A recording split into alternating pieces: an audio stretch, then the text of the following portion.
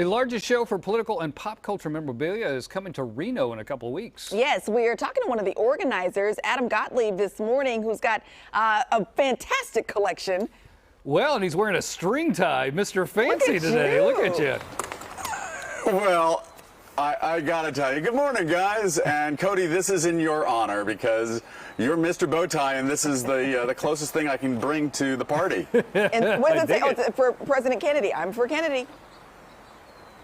It is 1960. This is just an example of the pop culture and political memorabilia that you'll see at the Atlantis Casino Resort Spa in Reno at July 22nd, 23rd. The American Political Items Collectors has their national convention. We're so stoked to go. It's coming. It's less than 3 weeks away, and it is, in fact, the largest political memorabilia show in the nation. Ooh, wow. Fancy, fancy. Okay, I'm looking at some of your stuff here, my friend. There was a glove. If we go back, there's a yellow glove down on the table, getting warmer, getting warmer, getting warmer. Oh, there it is right there. What is that? Well, wouldn't everybody want to work with wouldn't everybody need a pair of cotton work gloves if you're campaigning for president? My goodness. Look at that. That's wild, Absolutely. Man. It's what every campaign needs. That's what every campaign needs. Okay, now listen, you've got an extensive memorabilia collection from buttons to, as we saw, gloves. If somebody wanted to come and get some appraisals done, what types of items do you think would do well?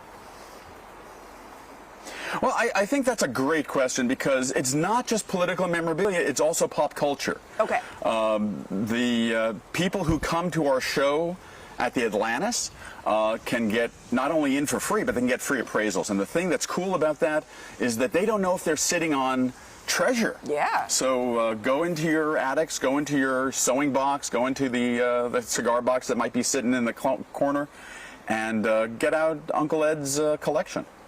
Is there an item out there that is like the holy grail that collectors of political stuff would just like go crazy for that you're looking for? Absolutely, absolutely.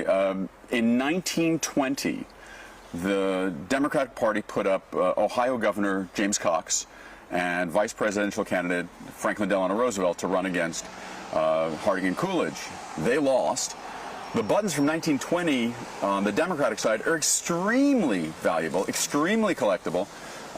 In fact, an 1.25 inch celluloid button featuring Cox and Roosevelt just sold at auction for, get this, $185,000. Whoa! $185,000. Button. And how many do you own? Crazy.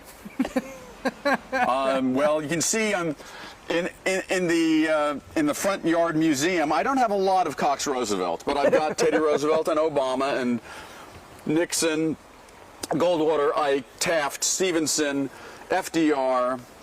It's a lot of stuff. And again, it's not just political, it's some pop culture. We've got Martin Luther King. Oh, cool. We've got the Beatles. We've got Elvis, baby. Thank you very much. Oh, look at it. Oh, it's psychedelic. And what I love about this is you can tell the history of America through its artifacts, through its memorabilia. Whether it's the Civil War or civil rights, the button is sort of a marker. So when Truman beat Dewey, this was a newspaper that, not the newspaper of the Chicago Tribune, but a good example of ephemera that was not meant to be saved that tells the story. So an Abraham Lincoln pin, Teddy Roosevelt button, a Bill Clinton sticker, all of those things sort of weave together in a quilt that can be seen at the American Political Items Collectors Show, July 22nd and 23rd. Sounds good. Sounds good. It's going to be a great show.